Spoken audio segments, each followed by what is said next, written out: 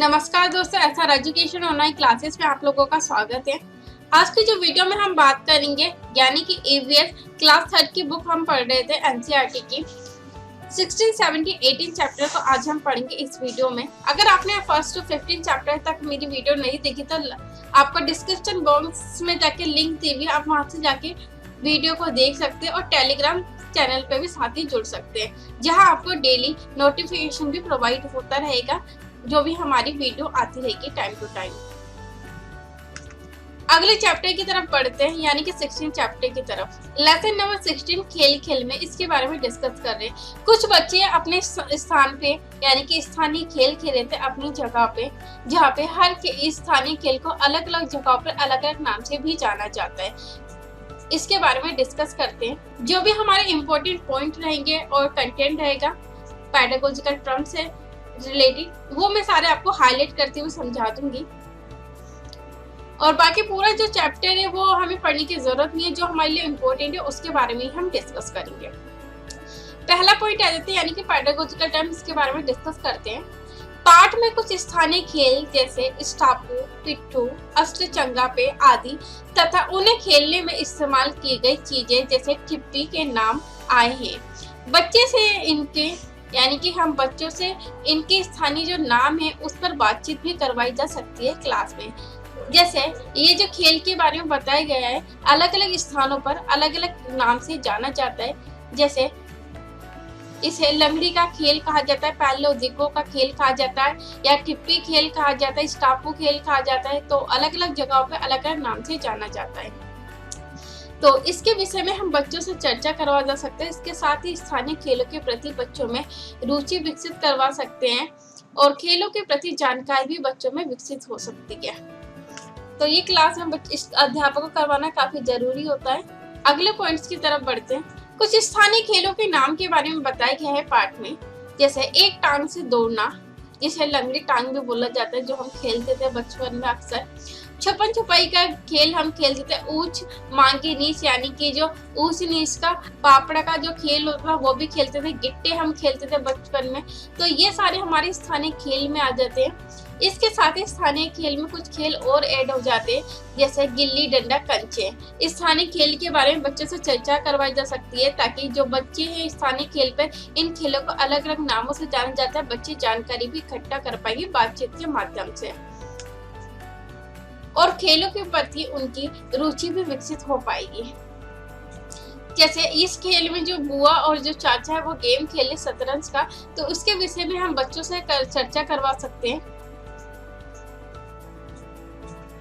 कि कौन से खेल हमारे इंडोर होते जो हम घर में खेलते, कौन से गेम हमारे आउटडोर होते जो हम बाहर खेलते। इसके विषय में चर्चा करवाई जा सकती है ताकि बच्चे जानकारी प्राप्त कर सकते खेलों के।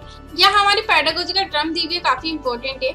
जैसे तालिका को भरने में बच्चों को मदद की आवश्यकता हो सकती है। वही कहा मैंने आपको, जैसे ये तालिका दी हुई इंडोर और आउटडोर गेम के बारे में।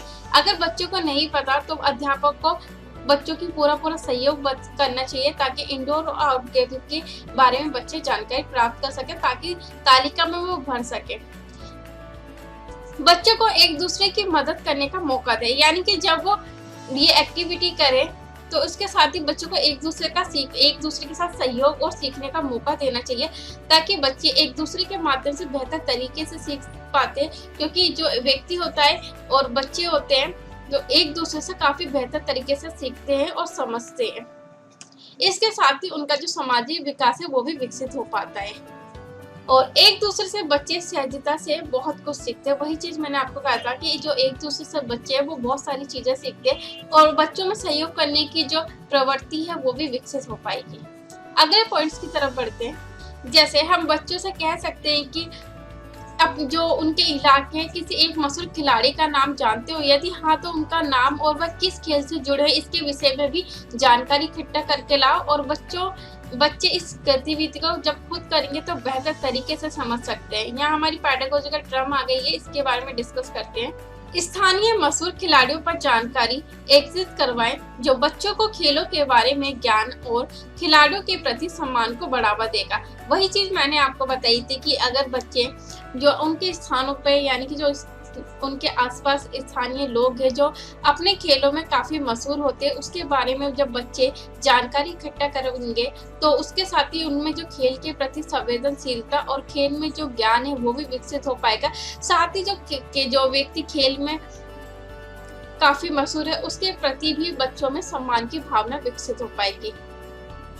तो इसके विषय में हम बच्चों से चर्चा करवा सकते हैं और ये पेडागोजिकल क्लब में काफी इम्पोर्टेंट है। जिसे पाठ के माध्यम से बताया गया है कि कुछ गेम होते हैं, जैसे ये सांप सीढ़ी का गेम हमने खेला, ताश के पत्ते का गेम खेला हो, तो इसके बारे में बच्चों से चर्चा करवाई जा सकती है क्लास में। ये हमारी पेडागोजिकल क्लब आ गई, काफी इम्पोर्टेंट है। बच्चों ने कई खेल खेले होंगे, कई देखे भी होंगे, कुछ के बारे में सुना होगा तो कुछ के बारे में पढ़ा होगा या फिल्मों नाटकों में देखा होगा। इन सभी को चर्चा में शामिल किया जा सकता है।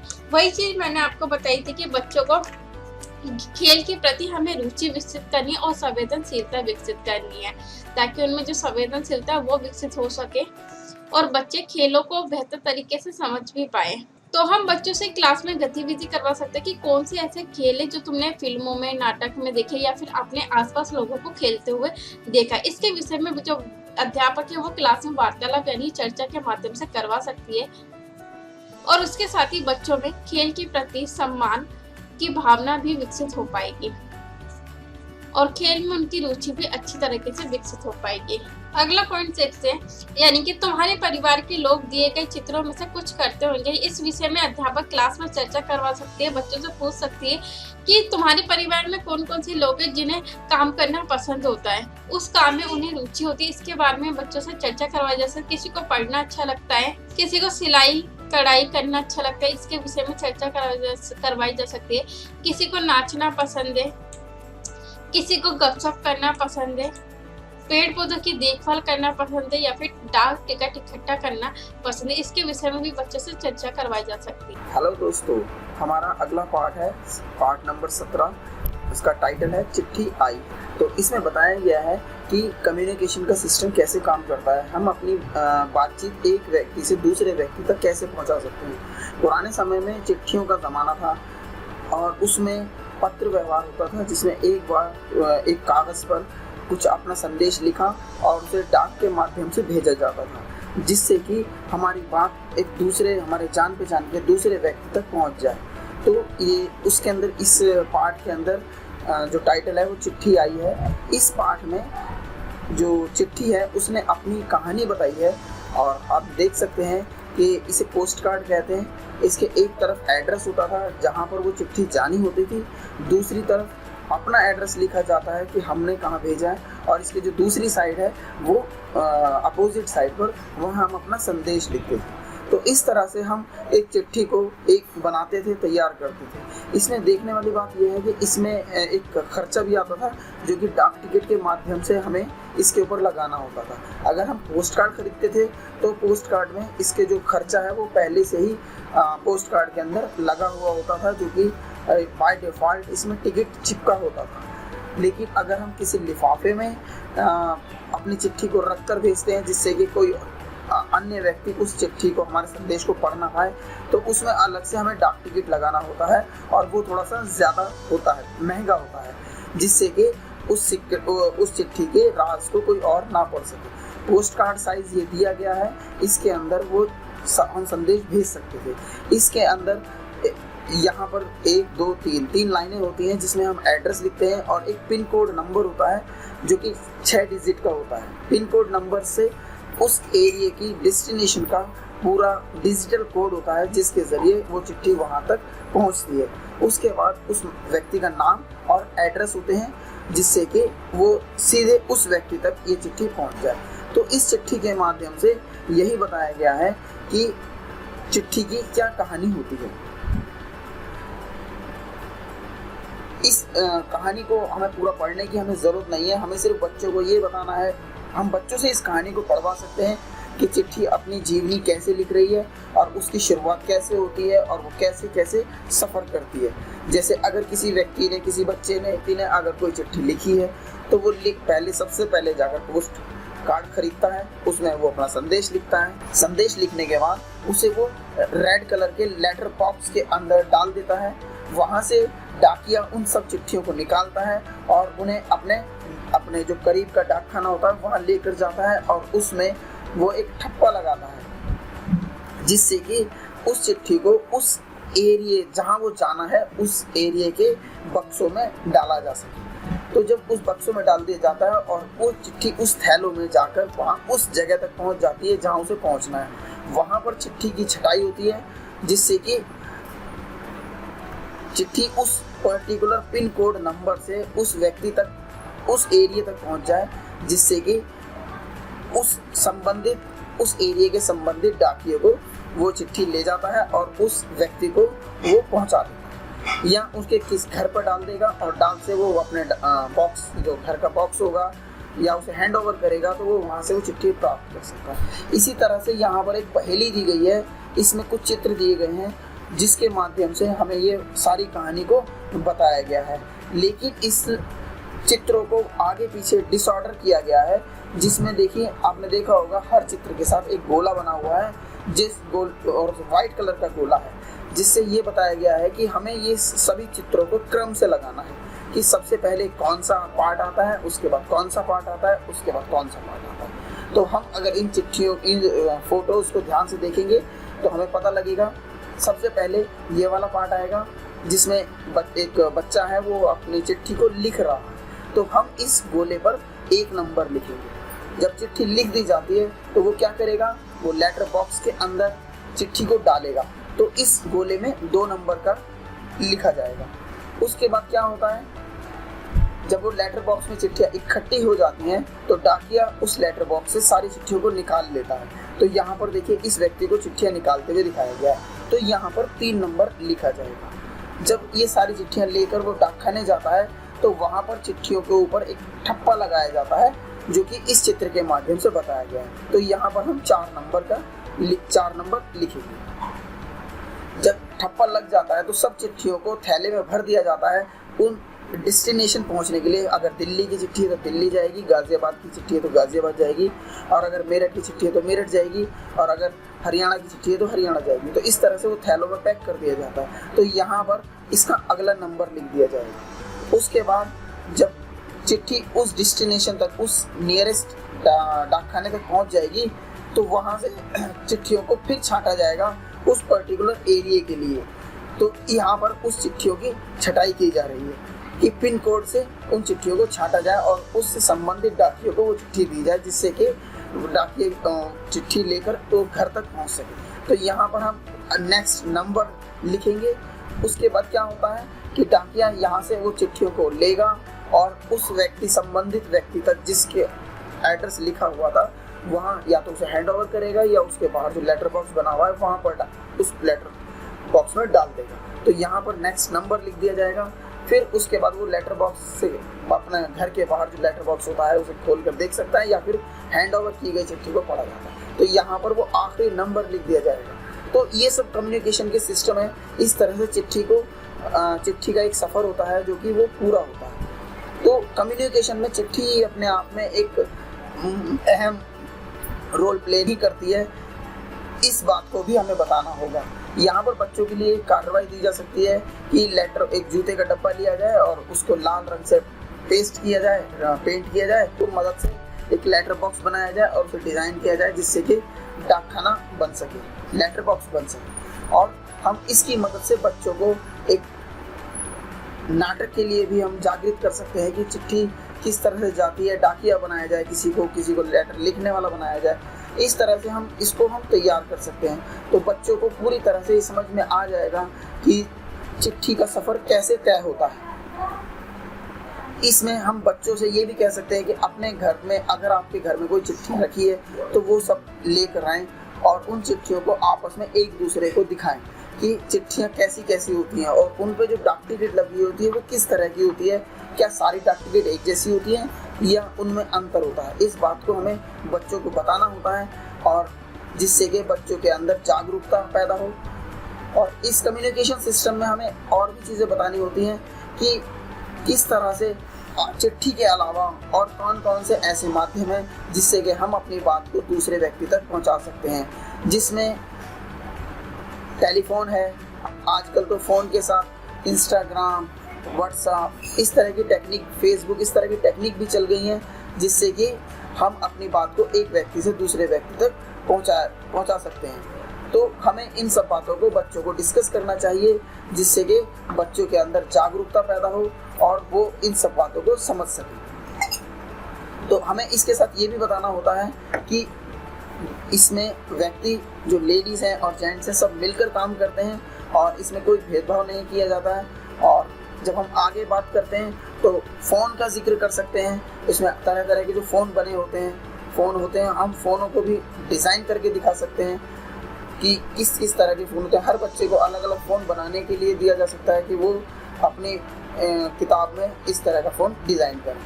तो इस बारे में हम बहुत कुछ बता सकते हैं। इसके लिए बच्चों को जागरूक करना बहुत ज़रूरी है जिससे कि बच्चे इस बारे में अपनी एक्टिविटीज़ को चेक कर सकें, बढ़ा सकें, ज्ञान को बढ़ा सकें और ये सब चीज़ों को काम कर सकें। तो इसमें मोबाइल सेवा, ईमेल, फैक्स, व्हाट्सएप, चैटिंग, ये जितने भी सिस्टम है उन सब के बारे में डिस्कस करना चाहिए और बच्चों से पूछना चाहिए कि उनके घर में इस तरह के सिस्टम को क्या यूज़ किया जा रहा है। अगर यूज़ किया जा रहा है तो उनसे पूछना चाहिए कि घर में कौन कौन यूज़ करता है, क्या आप भी यूज़ करते हैं। तो इस तरह से वीडियो कॉन्फ्रेंसिंग वगैरह के बारे में भी बच्चों को बताना चाहिए।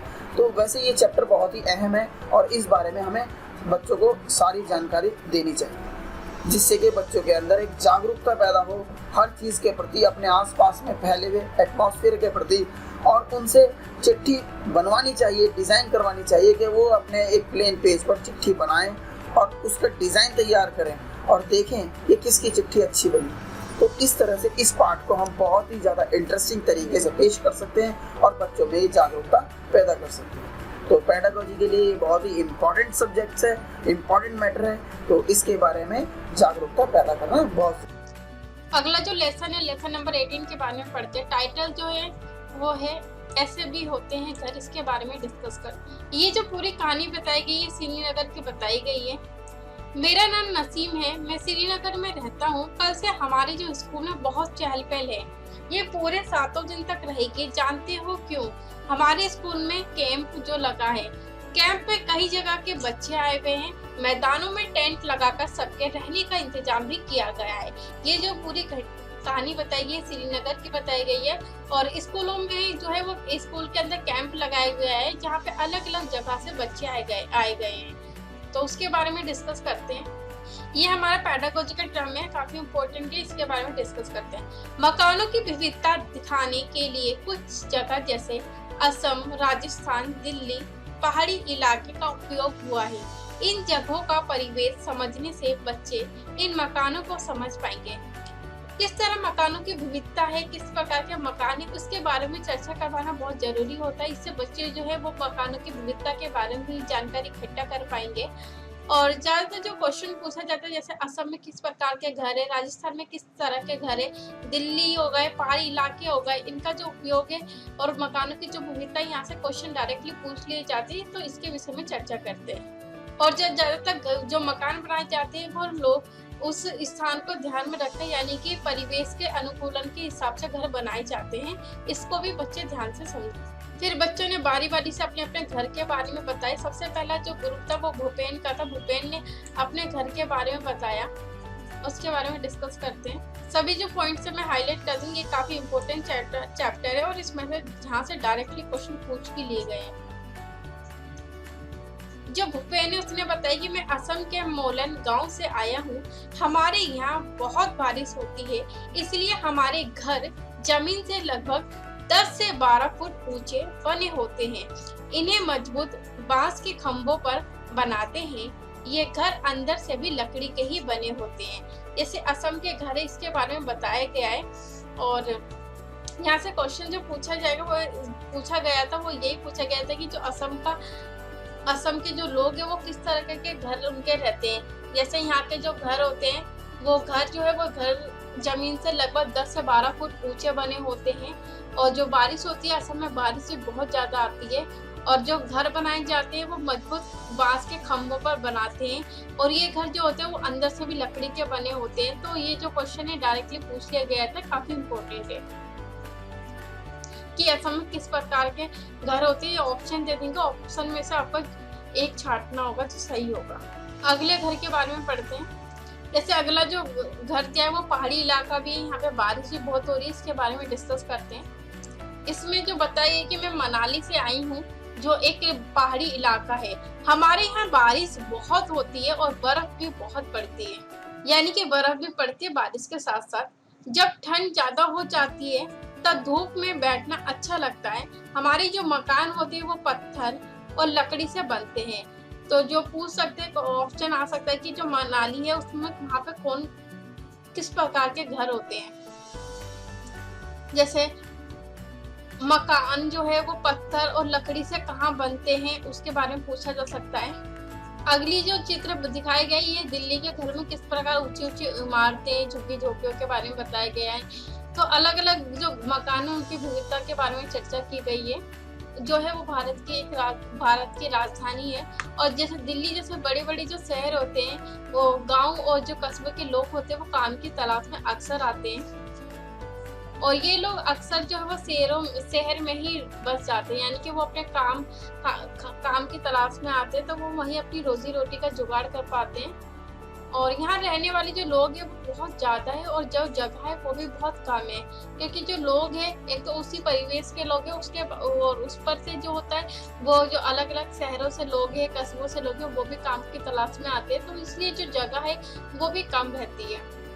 तो बहुत लोग जो होते हैं, लोगों के पास जो होता है वो खुद के मकान भी नहीं होते, इसलिए वो क्या होता है कि झुग्गी झोपड़ी में रहना पड़ता है उन्हें। और कई लोग जो होते हैं वो कई लोगों के पास जो झुग्गी झोपड़ी है वो भी नहीं होती।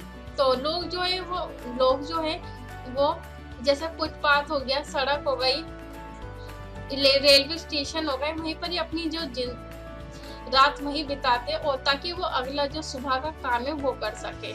और जो शहरों में जो घर की बहुत बड़ी समस्या रहती है, बड़े बड़े शहरों में। मैं राजस्थान के एक गांव से आया हूँ। हमारे यहाँ बारिश जो है वो बहुत कम होती है। पहले हमने घर में देखा था कि बारिश हो रही थी और बर्फ भी पड़ी थी, और अब यहाँ क्या हो रहा है कि राजस्थान में के जो घर है, यहाँ बारिश भी कम होती है, उसके साथ भी यहाँ पे जो गर्मी है वो खूब जबरदस्त गर्मी पड़ती है, यानी कि खूब गर्मी पड़ती है।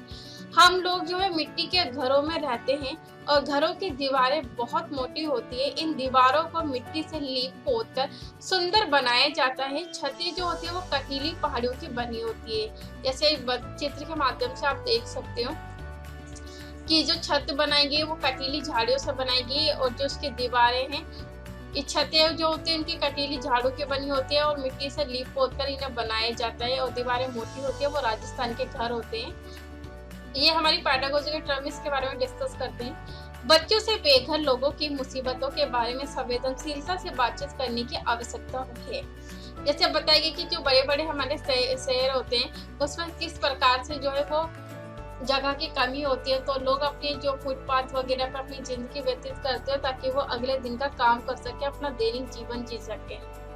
तो उनकी जो जब मुसीबतों के बारे में बच्चों से हम डिस्कस करेंगे तो बच्चे संवेदनशीलता से जो है वो अच्छे से बातचीत कर पाएंगे और उनके विषय में बेहतर तरीके से समझ पाएंगे।